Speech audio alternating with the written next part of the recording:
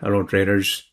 Let's look at Tesla once again. Today no trade so far except on SPY. But I'm looking at Tesla right now. This is what I see here. This is a gap from yesterday, like this, boom, boom, boom, boom, boom, down. Now basically here, this is what I'm looking at right now. Idea was to cross the high of yesterday here, but nothing happened. Now if it's forming like a base here, it's trading at $308. It can even go to 300. Anything is possible, but this is the catch here now.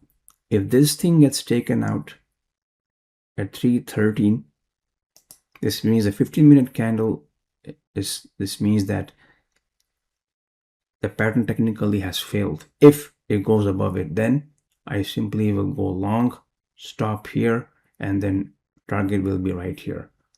Let me know your feedback on this. Second one I'm looking at is SPY. SPY here, I closed the trade here. It went open up here, and then it filled the gap. I'm out of the trade. Now it can still go more up, but for me to trade again, I have to wait for this thing to maybe do some retracement down and then go up. But now, for now, I'm out of SPY. Hopefully it made sense. Take care. If you like, subscribe.